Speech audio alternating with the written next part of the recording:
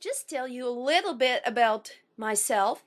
So I live here in Yellowknife in a small cabin that you can see on the shores of Great Slave Lake. And in November of 2011, I was kiting out on the Great Slave Lake and without a helmet, and I got in an accident. And so since then, I've been on what seems to me like a long road of recovery. And so you might notice my voice sounds a little bit weird. Some people ask if I have a French accent, but I don't.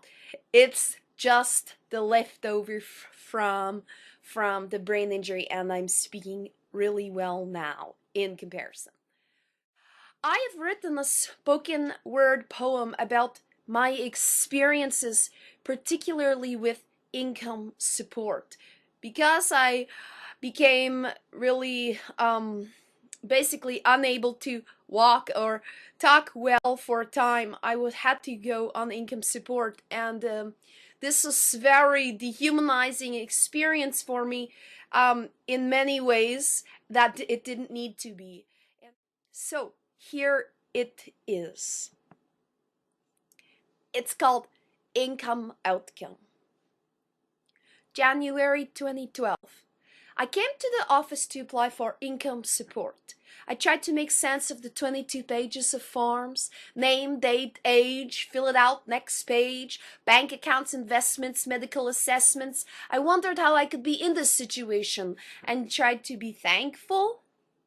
Embarrassed, I brought my papers to the help desk. I felt like I was handing in a poorly written test. You spoke to me through a hole in the plexiglass, a pane that assumed you needed protection from citizens of a lower class. I felt like an animal, wounded and asking for help. I used to be so independent when I had my health. Please hear my wavering voice. It's so hard for me to ask for help to accomplish even the simplest task. I just need a little more patience because everything moves just a little more slow. And sometimes I'd like to tell you how you could help, but I don't even know. I'm trying my best, really. I'm vulnerable and you have the power to help me. March 2012. Still no supportive income and I wonder why. I'm sitting at your desk with a tear in my eye. You look up from that folder of papers, you notice and say, "Don't you start to cry. Crying won't get you anywhere with me." This voice reminds me of grade 3 and scratchy chalkboards and teachers angry with me. But I'm 32, probably about the same age as you, give or take a year or a few. I am overwhelmed by this situation. I'm tearing up in utter frustration. I came asking you for help with this scrappy hand that I've been dealt, and you berate me. And I say, I'm sorry. The way I've been taught to do when speaking with someone in authority, because if they say it, it must be valid, right? No, not valid, not right. I don't deserve to be treated like this, but this doesn't occur to me until 2 o'clock that night because I'm so angry I can't sleep. You had the power to help me. October 2012. I get a phone call. A caseworker says, "You're missing in paperwork. You didn't submit it all." This blows my mind because this is the 4th time that my monthly paperwork has been lost. In that time, I learned to photocopy everything. Bank statements, power and fuel bills, receipts for rent. I've kept track of every dollar I spent. So I go to my folder and take September pages out. I pay for a taxi so I can get this sorted out. I don't want the payment to arrive in my bank account late. They make it seem like my fault. That's the part I really hate. "Hi, is Flynn available?" I calmly say. "No, sorry, she's not in today." Well, I'm feeling a little frustrated that my paperwork has been lost, and my social worker and I brought it in last week. "Oh yes, I remember stamping it and putting it in her box." From the office space behind, Lynn walks in.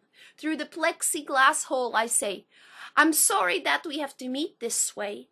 I'm feeling really frustrated at having to resubmit my papers for this month, and I was hoping to speak to you about heating fuel for my house."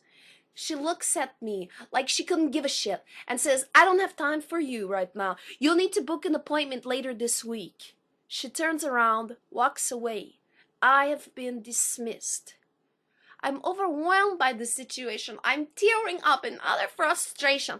I came asking you for help with this crappy hand that I've been dealt, and you dismiss me. The receptionist looks down. I look around in disbelief.